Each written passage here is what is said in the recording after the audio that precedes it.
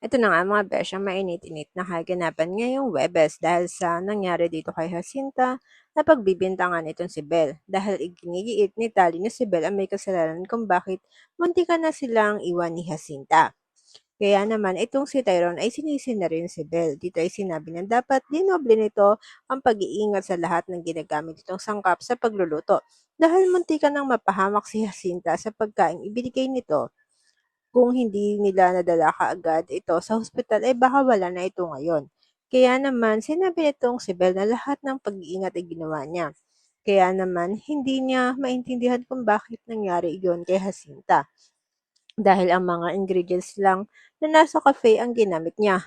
At tinikman naman niya ang mga ito para malamang maayos ang mga pagkakaluto. Dito nga bago magsalita ito si Tyrone ay biglang dumating naman itong si Tali at sinabing baka may ginilagay siya sa pagkain ni Jacinta kaya muntikan na itong mawala.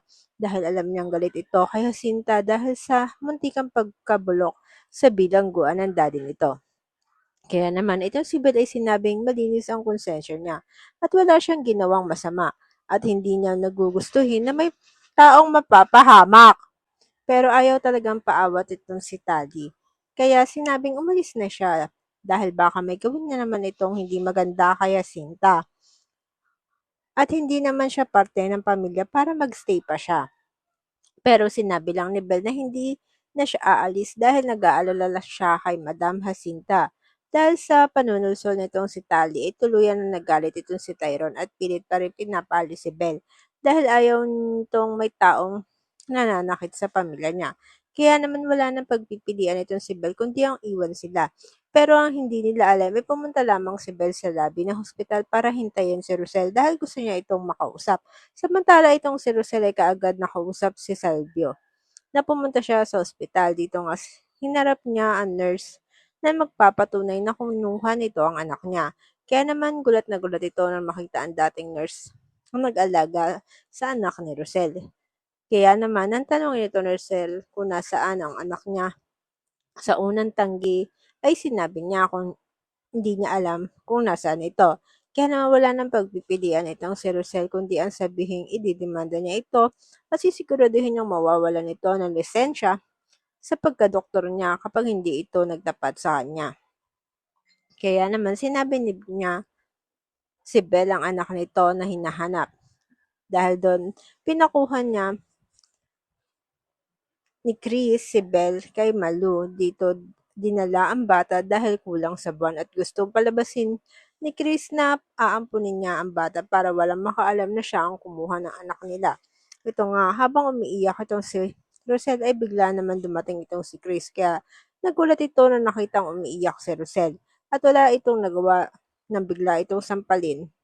Dito nga sinabi ni Ate Rosel mo na alam na niya ang totoo at pinamukha siya nitong tanga sa kakahanap sa anak niyang nasa pangangalaga lang pala niya. Kahit hirap na siyang kakahanap dito ay wala itong ginawa kundi ang siguraduhin hindi niya malaman ang totoo. Kaya naman pala ayaw niyang hanapin ang anak niya ay dahil nasa kanya. Dahil kinuha niya hanggang ngayon ay patuloy siya nitong niloloko. Dito nga, pilit siyang pinapahinahon ni Chris at sinasabing ilang beses niyang gusto sabihin dito ang totoo. Pero naduwag siya dahil takot siya mawalan ang lahat sa kanya. Kaya naman lalo itong sinampal ni Rosel at sinabing pagsisisihan nito ang lahat ng ginawa sa kanya at sisiguraduhin niya mabubulok ito sa bilangguan at hindi na makikita ang mga anak niya. Kahit anong pigil ng patawad nitong si Chris kay Rosel ay hindi siya nito mapatawad. Pero mga besya, tingin niyo ba? Ngayong alam na ni Rosel ang totoo na anak niya si Belle, ilalayo niya rin kaya ito kay Chris? At may pagtatanggol niya na kaya ito sa lahat ng gustong manakit dito na katulad ni Tali? At hindi na rin kaya ito masasaktan ni Bru ngayong lalabas na ang katotohanan.